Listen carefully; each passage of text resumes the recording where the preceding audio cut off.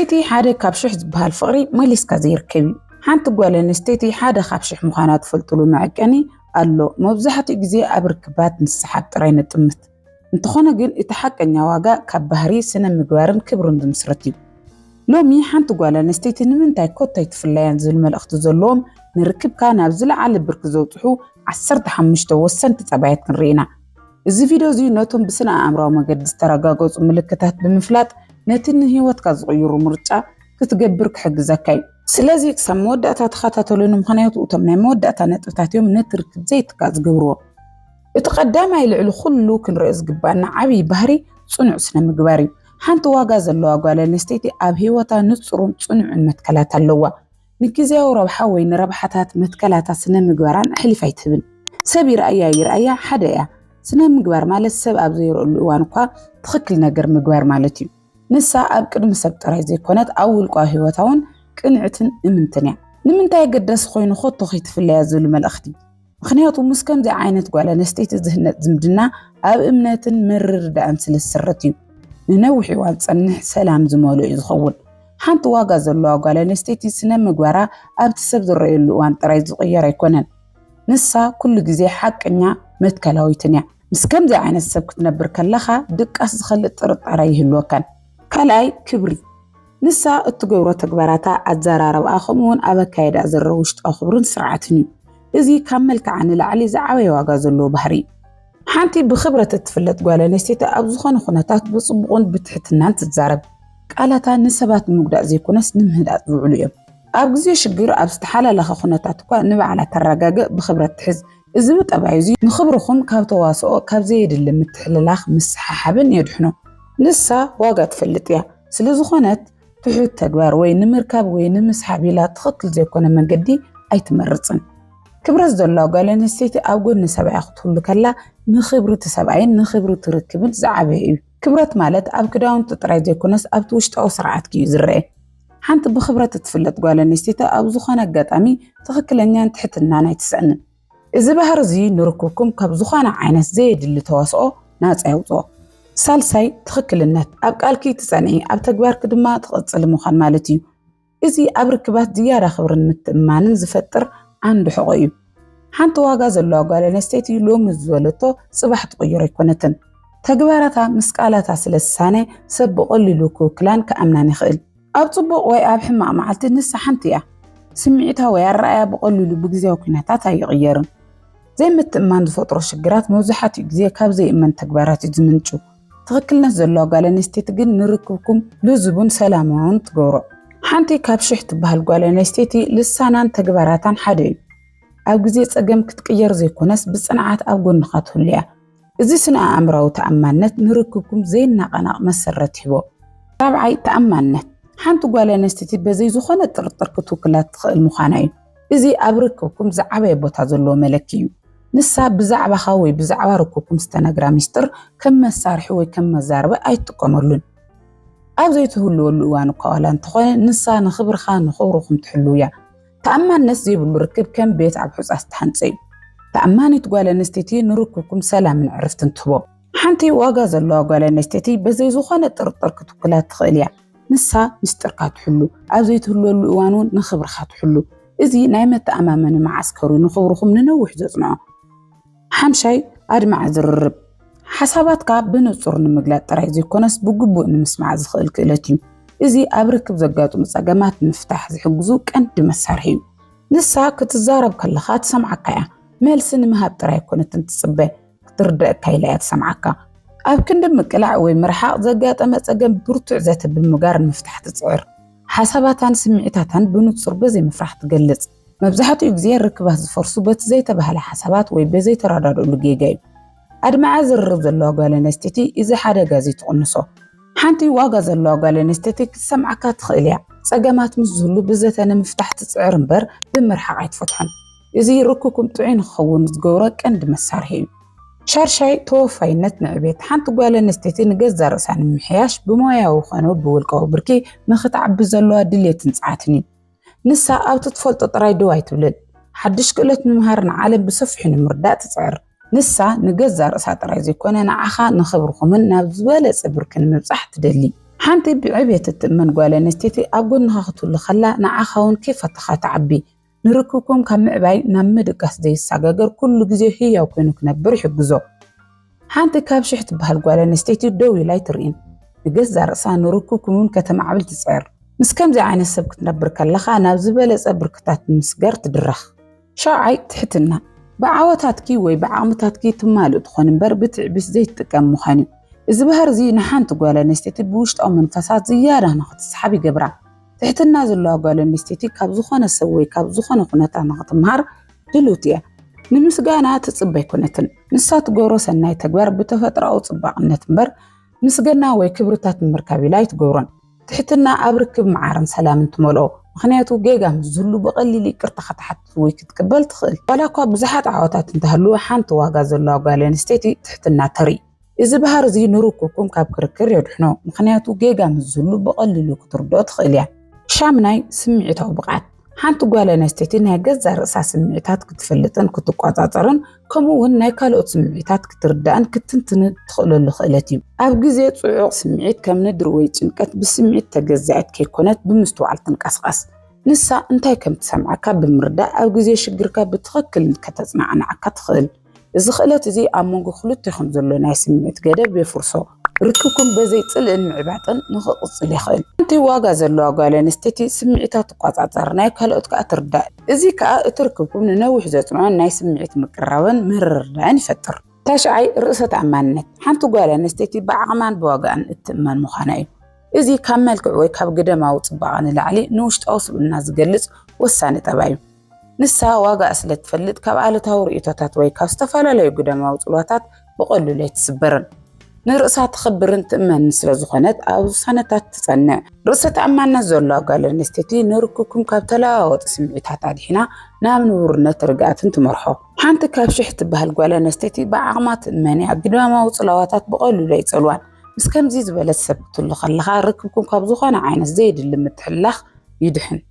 عسراي كن عنا نبع على خن نماس عمرتخن حق أن يعمخاني وزين نركب هو مسرات ضمناتيو ولا تحقق خبري خيل وي زي كتعمي خيلي نساقن كاب حاسوت وي كام مدن قار تعبه كن عنا أنا خورخم كاب تدرر وجيجاتات يدحنو نسا نخالوت المسحابيلا كالي اسم مسيلاي ترعن كم تزلوا نرأسها تفكروا نعخونكم وتريكا يتركب استمسرته عنا زيبلون تخوينو حدا معالتك فرسنا قدني كنا تقوالا نستيتخا يتركبكم كيف تنسون كخون تقورو حانت واقاز الله قوالا نستيتينا حاسوت بوتاي بلان كل جزي كم زلت تايات تقرب يتحكي من الزهلو حابرات كان حقازت كان يعني كان عنا نركبكم كابتر الطريوطو عصرت حدا دقا فيتيا حانت قوالا نستيتي أو قلنا مسامرتا دون مبال بدوهتات تردي أنا عوة تتقورت عريو إذي أبركب زرائز عابي مجلس فقرنا خبرتني أو جزي ورقتك أيتنا أفكان أو جزي عواتك دما مسخات حقوس يتتقور القاف نعخا توسع عميه وكا نعخا نخط عبي زلك هدليت تخبرن نعو نخط بطح زاد اللي بايتا تفتر الكا أبزوخانا فتان اوان كم تحزيد تهلنبر كم تصورايت ريكان ركب متابع انت زي كوناس ننوحي وان كقصلي صقم دقافت قوالا نستيتي نعالم نخط قطمو زلك هاني حتعبيو حانتي كابشي حتى بهالقوالا نستيتي أو قول نغادو تهلنبر نعخات دردراكا كونتن أب جزء تقام مع حتى التبابع أب جزء عود كدما تحبس بس كم زي عين السبكت اللي خلها زخانة بدهن مسعر دولويخة عصر تخلت تعجستي أفتانو خناتات مس زي ردنا قروي أب جزء تقام بقولتوف زي تباساتون زي تتشنغن مخانيو إذي أبركبات زهلو في الليلات نخرر لازخل وسعن بحرين حانتو واقاز الله قال نستيتي جيجاتات كجبر خلو وين جرات كم زي دولي خون خلو نخطر دوم جزء تبن بر بقولتوف رداي تبن أب جزي نجدي ويركب زر أصقي نسا تعجز تسلزلو أنا عخان نملو كناتاتكم من كتهد تخيل هيوات كل جزي كم تتصبنا يتخدن تعجز تزلو قال نستيتي ركوكم بزي أدلاش قروي تقام نخنبر بعد مخعب بنت جورو حانتو واقاز الله قال نستيتي أب جزي فتنا أي تجنقن وي أي تباساتون نسا نتتقام كتصقرو جزي تبكا إذا تعجز تعزي نركوكم كاب قلطف مدمدنتا يدحنا عصر تسلستا تماتاتانيتيا حانتو قوالا نستيتي بستفالا لي خونتات هواتا خمون أب جزي لو بقليلو كتقاير كتلا معمدن تخيل مخاناين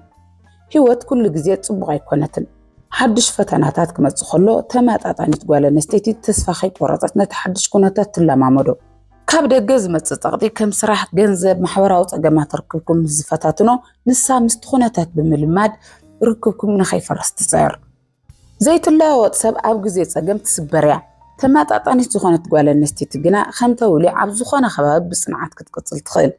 ህይወት ንኹላትና ትፍትነና እያ ሓንቲ ካብ ሽሕ ትበሃል ጓል ኣንስተይቲ ኣብ ግዜ ፀገም ኣይትስበርን ኣብ ኩንዱ ምስቲ ኩነታት ተላሚዳ ነቲ ርክብኩም ተድሕኖ እዚ ተዓጻጻፊ ጠባይ እዚ ንርክብኩም ካብ ምፍራስ ይድሕኖ 14 ምስጋና ሓንቲ ጓል ኣንስተይቲ ኣብ ህይወታ ንዘሎ ጽቡቕ ነገር ምሽተይ ነገራት እውን ከይተረፈ ብኣድንቖት ክትሪኦ ትኽእል ምዃና እዩ እዚ ንርክብኩም ብኣወንታዊ መንፈሳዊ ዝመልኦ ውሳነ ባህሪ ኩሉ ግዜ ዝያዳ ትደሊ ዘይኮነስ በቲ ዘለዋ ነገርና መስገነት ትነብር እዚ ንዓኻ እውን ከይተረፈ ዕርፍቲ ይፈጥረልካ ንስኻ ንትገብሮ ንእሽተይ ሰናይ ተግባራት ወይ ሓልዮት ኣይትጸሎን እያ እቲ ምስጋና ድማ ንዓኻ ንኽትገብረሎም ዘለካ ንሕዕብዮ ምስጋና ዘለዋ ጓል ኣንስተይቲ ኣብ ፀገም ጥራይ ኣይትትኩርን ኣብ ክንድኡ ንጸጋታታ ህይወታ ከተማዕዱ ትመርጽ ምስጋና ዘይብሉ ርክብ መዓልቲ ንመዓልቲ ምርጫታት ጥራይ ዝቕበል መሲሉ ይረአ ምስግና ግን ፍቕሪ ዕሞቕ ንርክብኩም ከዓ ዘይትካ ይገብሮ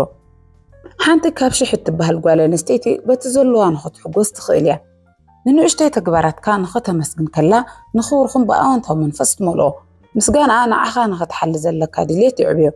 15 ፍቕሪ በዘይ ቅድመ ኩነት እዚ ናይ መወዳእታት ዝለዓለ ባህሪ እዩ ፍቕሪ በዘይ ቅድመ ኩነት ማለት ንዓኻ ከምቲ ዘለካ ብጎድለታትካን ብጥቕምታትካን ተቐቢላ ንኽትፈትወካ ትገብሮ ጻዕሪ እዚ ኣብ ርክብ ዝህሉ ዝለዓለ ብርኪ ምትእምማን ክብሪ እዩ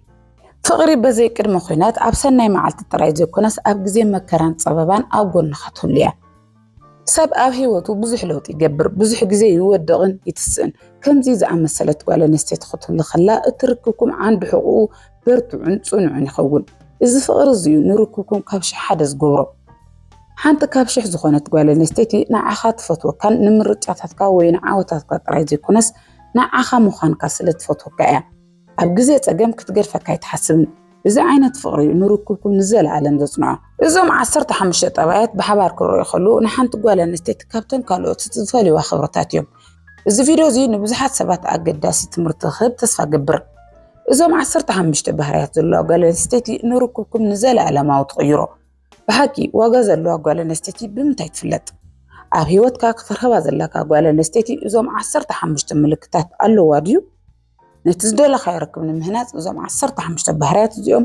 ኣብ መፀመርትኻ ድለዮም የቐኒየለይ ጠጥዑሙ ንኩሉ ሰብ ዓለም ሎሚ ብዛዕባ ሓደ ብዙሓት በላሕቲ ደቂ ኣንስትዮ ዝሓብኦ ግናኸ ኣብ ውሽጦን ኣዝዩ ዘሰቃየን ምስጢር ክንዘራርብ ኢና ባዕልኽን ቁሩብ ንድሕሪት ተመሊስክን ሕሰባ ንስኽን በላሕትኽን ኣብ ስራሕኽን ውፅኢታውያንኽን ፀገማት ምፍታሕ ክእለት ኣለክን ኩሉ ሰብ ድማ ብንፍዓትክን ይምስክረልክን እዩ ግናኸ ናብቲ ናይ ፍቕሪ ህይወትክን ክንመጽእ ከለና ሓደ ዘይርደአክን ነገር ይፍጠር ስለምንታይን ኩለን ዝተመልአለን በላሕቲ ደቂ ኣንስትዮ ወትሩ ምስቶም ምእራም ዘድልዮም ስምዒታዊ ብስለት ዘይብሎም ወይ ድማ ግቡእ ዋጋ ዘይህቡኽን ኣወዳት ጥራይ ዝተኣሳሰራ ብዙሕ ግዜ እዚ ነገር እዚ ዕድል ወይ ባድላክ ይመስለክን ይኸውን ወይ ድማ ኣነ ፀገም ዘለኒ ኢልክን ንርእስኽን ትወቕሳ ትኾና ግናኸ እቲ ሓቂ ካብኡ ዝረሓቐ እዩ እዚ ብስነ ኣእምሮዊ መንገዲ መፈንጠራ መዕረይቲ ተባሂሉ ይፅዋዕ ሎሚ ኣብዚ ቪድዮ እዚ ስለምንታይ እዩ እቲ ብልሕነትክን ኣብ ክንዲ ዝሕግዘክን ናብ ዘይስማዕማዓካ ርክባት ከም እትወርቃ ዝገብረክን ብዝርዝር ክንርኢና ንስኻትክን በላሕትኽን 7 ቀንዲ ስለ ልቦናዊ ፀገማት ካብኡ ንምውፃእ ዘድልዩ ሓቀታት መፍትሒታትን ሒዝና መፂና ኣለና እዚ ቪድዮ እዚ ንመንነትክን ክትፈልጣ ካብቲ ብተደጋጋሚ ሕማም ልቢ ክትወፃን ዝሕግዘክን ናይ ነቕሓት ጉዕዞ እዩ ሓቢርኩም ጽንሑ ነዚ ቪድዮ ላይክ ብምግባር ጀምሮ ነዚ መሃራይ ቻናል ሓደሽቲ እንትኾንኩም ከዓ ሰብስክራይብ ብምግባር ኣባል ስድራ ቤትና ይኹኑ ካብቶም 7 ቀንዲ ስለ ልቦናዊ ፀገማት ቀዳማይ መዕረይቲ ናይ ምዃን ድሌት ቀዳማይ ነጥቢ ንብዙሓት በላሕቲ ደቂ ኣንስትዮ ዘጋጥመን ዓብዪ ፈተና እዩ ንሱ ድማ እቲ ንሰባት ናይ ምቕያር ወይ ናይ ምእራም ድሌት እዩ ንስኽን በላሕቲ ስለ ዝኾንክን ኣብ ትምህርትኽን ይኹን ኣብ ስራሕኽን ንዘጋጥመክን ፀገማት ብብልሓት ክትፈትሕኦ ለሚድክንኽን ሓደ ነገር እንትተባላሹ ከመይ ጌርክን ከም ተዕርዮ ትፈልጣ ኢኽን እዚ ናይ ምፍታሕ ፕሮብሌም ሰልቪን ክእለትክን ግና ናብ ፍቕሪ ክመፅእ ከሎ መፈንጠር ኣይኮነክን ፀገም ዘለዎ ስምዒታዊ ቁስሊ ዘለዎ ወይ ድማ ብህይወቱ ዝተባላሸወ ወዲ ምስ ረኸብክን እቲ ብልሕነትክን እዚ ሰብ እዚ እንተሓጊዙ ይቕየር እዩ ዝብል ተስፋ ይህበክን ንዕዑ ከም ሓደ ፕሮጀክት ወይ ክትሰርሓሉ ዘለክን ዕማም ጌርክን ትወስዶ ንስኽን ሓኪሙ መማኽርቱ ኣድዩ መራሕትን ክትኮና ትፅዕራ እቲ ዘሕዝን ግና ብዝያራ ክትሕግዞ ምስ ሰዓርክን ንሱ ዝያራ እናተፀጊዕክን ንስኽን ድማ እናድኸምክን ትኸዳ ስለምንታይ እየን በልሕቲ ደቂ ኣንስትዮ ነዚ ዝገብራ ብመሰረት ስነ ፍልጠት ስርዓት ነርቭ ንሓደ ሰብ ክንሕግዞ ወይ ካብ ፀገም ክነውፅእ ከለና ሓንጎልና ዶፓሚን ዝበሃል ናይ ሓጎስ ስምዒት የፍሪ እዚ ድማ ኣነ ጠቃሚት እየ በዘይካይ ክነብር ኣይኽእልን ዝብል ስምዒት ስለ ዝፈጥረልክን እዩ ንርእስኽን ከም ጅግና ክትቆጥራ ትጅመራ እዚ ግና ናይ ሓቂ ፍቅሪ ዘይኮነስ ናይ ሚድላይ ዲፐንደንት ዑደት እዩ እምበኣር መፍትሒኡ እንታይ እዩ ክብርቲ ሓተይ ሓደ ነገር ክትፈልጠለኪ መፃመርትኺ መዕረይ ፕሮጀክት ኣይኮነን ቀዳማይ ከምቲ ዘሎ ተቐበሉ እዩ ሓደ ወዲ ከተፍክሪ ከለኺ ነቲ ሎሚ ዘሎ ምንነት እምበር ነቲ ፅባሕ ክኸውን ዝኽእል ሰብ ኣይተፍክሪ ንዑ ንምቕያር ዝኸውን ሓይልኺ ንርእስኺ ንምህናፅ ተጠቐምሉ ካልኣይ ሓላፍነትኪ ኣለልዮ ንስኽን ሓላፍነትክን ዘለክን ንገዛ ርእስኽን ጥራይ እዩ ንሱ ክቕየር ዝኽእል በዓሉ ክውስን ከሎ ጥራይ እዩ ሳልሳይ ብቕዓት ምፍታሽ ኣብ ክንዲ ከመይ ገይረ ክቕይሮ እኽእል ኢልክን ተሓስባ እዚ ሰብ እዚ ምስቲ ኣነ ዘለኒ ናይ ሂወት ራእይ ይኸይድ ድዩ ኢልክን ሕተታ ካልኣይ ካብ መጠን ንላዕሊ ምርዳእ ወይ ምኽንያት ምፍጣር ካልኣይ ፀገም ካብ መጠን ንላዕሊ ምርዳእ ወይ ድማ ንኹሉ ብድልየቱ ምኽንያት ምፍጣር እዩ ንስኽን በላሕቲ ስለ ዝኾንክን ሰባት ስለምንታይ ከምኡ ከም ዘይገብሩ ናይ ምርዳእ ዓብዪ ዓቕሚ ኣለክን ግና ኸ እዚ ፀጋ እዚ ኣብ ፍቕሪ መፈንጠር ኣይኾነክን ንኣብነት ሓደ ወዲ በዘይ ክብሪ እንተተዛሪብክን ወይ ስምዒትክን ተጎዲእዎ ኣብ ክንዲ ነቲ ተግባር ትሪኣ ምናልባት ኣብ ስራሕ ተወጢሩ ስለ ዝኾነ እዩ ወይ ድማ ኣብ ንእስነቱ ብዙሕ ስለ ዝተበደለ እዩ እናበልክን ንበደሉ ትሽፍናሉ ንስኽን ንዑ ካብ መጠን ላዕሊ ትርዳእሉ ንሱ ግን ንዓኽን ዝርዳእልክን ኣይኮነን እዚ ድማ ስምዒታዊ ምዝመዛ ክትቃልዓ ኣይገብረክን እቲ መፍትሒ ተግባር ይዛረብ ስምዒትክን ሕሉፍ ታሪኽክን ምርዳእ ፅቡቕ እዩ ግና ኸ ነቲ ሎሚ ኣብ ልዕሊ ኸን ዝፍፀም ዘሎ ተግባር ጥራይ ረኣያ ርድኢት ኣንደርስታንዲንግ ማለት ንበደል ፍቓድ ምሃብ ማለት ኣይኮነን ገደብ ይሃልኽን ሓደ ሰብ ክርደአሉ ዝኽእል ክሳብ ስምዒትክን ዘይተንከፈ ጥራይ ሳልሳይ በይነይ ክኢለ እየ ዝብል እምነት ሳልሳይ ነጥቢ ባዕለይ ክኢለ እየ ወይ ዝኾነ ሰብ ኣየድልየንን እዩ ዝብል ድልድል መንነት እዩ በላሕቲ ደቂ ኣንስትዮ መብዛሕትኡ ግዜ ኩሉ ነገር ባዕለን ክገብራ ስለ ዝለመዳ ድኹም ጎነን ንሰባት ምርኣይ ይፈርሓ እዚ ድማ ሓላፍነት ንኽስእኑ ይገብሮም ንስኽን ኩሉ ነገር ኣነ ይፈልጥ ኣነ ክገብሮ ክትብላ ከለኽን እቶም ሓላፍነት ዘይስምዖም ወይ ድማ ደገፍ ክህቡ ዘይደልዩ ኣወዳት ናባኻን ይሰሓቡ ስለምንታይ ምክንያቱ ንስኽን ንኹሉ ነገር ስለ ትሽፍናሎም ንሱ ምንም ፃዕሪ ክገብር ኣይደልን እዩ እዚ ድማ ንዓኽን ዘድክም ንዑ ድማ ዝያዳ ትኸይት ዝፈጥረሉ ርክብ ይፍጠር መፍትሒኡ ከዓ ብመጀመርያ ደገፍ ምሕታት ተማሃራ ንፍዕቲ ምዃን ማለት ኩሉ ነገር በይንኻ ትገብሩ እዩ ማለት ኣይኮነን መፃመዲ ክሕግዘኪ ፍቐድሉ ካልኣይ ቦታ ሃብዮ ንስኽን ንኹሉ ነገር እንተተቋፃፂርኩኖ ንሱ ዝሰርሐሉ ቦታ ይብሉን ሓላፍነት ክካፈል ዕድል ሃብዮ ድኻም ኣይኮነን ንሓቀኛ ርክብ መገዲ ምኽፋት እዩ መፃመዲ ክሕግዘኪ ፍቐድሉ እቲ ርክብ ክልተ ሰብ ከም ዘድልዮ ኣይትረስዒ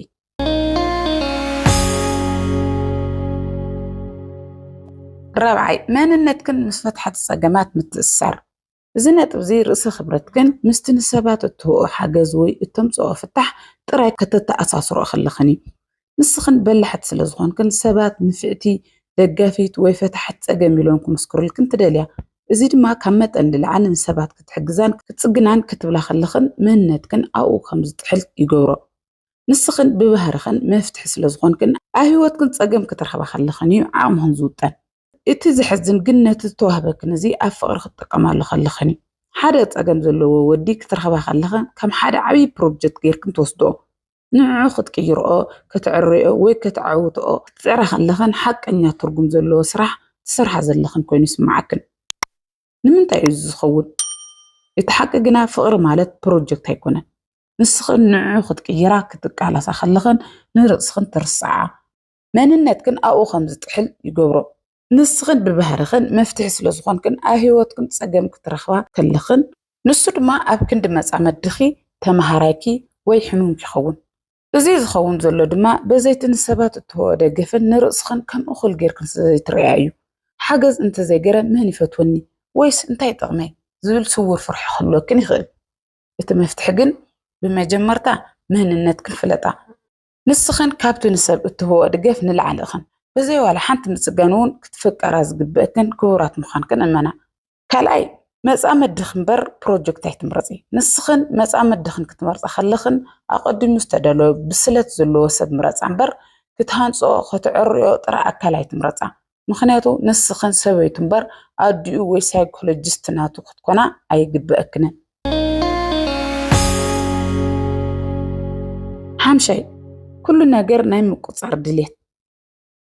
እዚ ነጥብ እዚ ኩሉ ነገር ኣብ ትሕቲ ቁፅፅር ክንክኸውን ዘለክን ድሌት እዩ ንስኽን በላሕት ስለ ዝኾንክን ነገራት ብኸመይ ክኸሩ ከም ዘለዎም ንጹር ራእይ ኣለክን እዚ ኣብ ስራሕኽን ውፅኢታዊ ገብረክን እዩ ግና ኸ ኣብ ፍቕሪ ዓብዪ ፀገም ይፈጥር ስለምንታይ ምኽንያቱ ኩሉ ነገር ክትቆፃፀሮ ስለትደልያ ምስቶም ዝተዳለወሎም ጥራይ ክኸዱ ዝደልዩ ውሳነ ክወስኑ ዘይኽእሉ ወይ ድማ ሓላፍነት ክወስዱ ዘይደልዩ ኣወዳት ክትተኣሳሰራ ትኽእላ ንስኽን ክትመርሓ ክትውስና ክትቆፃፀራ ከለኽን ውሕስነት ዘለክን ኮይኑ ይስምዓክን ግና ኸ እዚ ርክብ እዚ ሓቀኛ ርክብ መጻምርቲ ዘይኮነስ ንስኽን መራሕቲ ንሱ ድማ ተኸታሊ ዝኾነሉ ዘይሚዛናዊ ርክብ እዩ ዝኸውን ንምንታይ እዩ ዝኸውን እዚ ናይ ምቁፃር ድሌት ግን መብዛሕትኡ ግዜ ካብ ፍርሒ እዩ ዝምንጨው ንሱ እንተገይርዎ ክባላሾ እዩ ወይ ንሱ ኩስን እንተገዲፈዮ ነገራት ካብ ኢደይ ክወፁ እዮም ዝብል ስጋት ስለ ዘለክን እዩ እቲ ሓቂ ግን ሓቀኛ ፍቕሪ ኣብ እምነት እምበር ኣብ ቁፅፅር ኣይስረትን እቲ ናይ መጀመርያ መፍትሒ እምነት ማዕብላ ነገራት ካብቲ ንስኽን ዝሓሰብክኖ ወፃኢ ብኻሊእ መገዲ ክኸሩ ከም ዝኽእሉ ተቐበላ መጻምድኽን ባዕሉ ክጋገን ካብ ገይጉኡ ክምሃርን ዕድል ሃብኦ ካልኣይ ክእለት ምሕኻር ኩሉ ነገር ክትቆፃፀሮ ምስ ትፅዕራ ንርእስኽን ብውጥረት ትቐትላ ዘለኽን ሓላፍነት ክካፈል ፍቐዳሉ እዚ ድማ ነቲ ርክብ ሚዛን ክህልዎ ይገብር ሻርሻይ ንኹሉ ሰብ ንምሕጓስ ምፅዓር እዚ ነጥቢ ንኹሉ ሰብ ንምሕጓስ ዝግበር ላዕልን ታሕትን እዩ ንስኽን በላሕት ስለ ዝኾንኩን ሰባት ብዛዕባኽን ዘለዎ መረኣያ ብጣዕሚ የገድሰክን እዩ ኩሉ ሰብ ክብረት ለዋህ ከምኡ ድማ ንኹሉ ትኽእል ገይሩ ክርኤክን ትፅዕራ እዚ ድማ ኣብ ፍቕሪ ክትመፃ ከለኽን ናይ መፃምርትኽን ድሌትን ስምዒትን ካብ ናይ ባዕልኽን ድሌት ቀዳምነት ክትስርዓሉ ትግደዳ ንስኽን ንዑ ንምሕጋዝ ንሱ ዝደልዮ ንምግባር ወይ ድማ እቲ ርክብ ሰላማዊ ኮይኑ ንኽቕፅል ክትብላ ስምዒት ክንተሓብኣ ቃንዛኽን ትውጠራ ኣነ ፀገም ኣይፈጥርን ወይ ንኹሉ ነገር ባዕለይ ክፈትሖ እየ ክትብላ ከለኽን እቲ ሰብ ንዓኽን ከም ሰብ ዘይኮነስ ከም ናይ ስምዒት መፅለሊ ክጥቀመልክን ይጅምር እዚ ድማ ንዓኽን ውሽጥኽን ባዶ ከም ዝተርፍ ይገብሮ ንምንታይ እዩ ዝኸውን ዘሎ እዚ ዝኸውን ዘሎ ካብቲ ድሌትክን እንተተዛሪበ ሰባት ይርሕቑን ይኾኑ ወይ ጥራይ በይነይ ከይተርፍ ዝብል ስውር ፍርሒ እዩ በላሕቲ ስለ ዝኾንኩን ኩሉ ነገር ክትፈትሖ ከም ትኽእላ ስለተኣምና ንናይ ባዕልኽን ድሌት ምስዋእ ከም ንፍዓት ጌርክን ትወስዶ ግና ኸ ሓቀኛ ርክብ ኣብ ክልቲኦም ምስምዕማዕ እምበር ኣብ ሓደ ወገን ጥራይ ዝግበር መስዋዕት ኣይኮነን እቲ መፍትሒ ቀዳማይ ኣይፋል ምባል ተምሃራ ንኹሉ ሰብ ክትሕጉሳ ኣይትኽእላንኽን ሓደ ግዜ ኣይፋል ምባል ንርእስኽን ዘለክን ክብሪ ዘርኢ እዩ ካልኣይ ድሌትክን ግለፃ መፃምርትኽን ንስኽን እንታይ ከም ዘድልየክን ክፈለጥ ግደፋሉ ድሌትክን ምግላፅ ብልሕልነት እምበር ድኽመት ኣይኮነን ሻውዓይ ኣብ ክንዲ ነቲ ሓቂ ነቲ ተኽእሎ ምፍቃር እዚ ነጥቢ ናይ መወዳእታ ምናልባት ዝኸበደ ነጥቢ እዩ ሓደ ሰብ ሕጂ ንዘለዎ መንነት ዘይኮነስ ናይ መጻእ ክኸውን ዝኽእል ተኽእሎ ወይ ፖተንሻል ምፍቃር እዩ ንስኽን በላሕት ስለ ዝኾንክን ረኣይ ኣለክን ሓደ ሰብ ዘለዎ ተህወን ዓቕምን ቀልጢፍክን ናይ ምርኣይ ክእለት ኣለክን እዚ ፀጋ እዚ ኣብ ፍቕሪ ክትጥቀማሉ ከለኽን ግን መፈንጥር ኣይኮነክን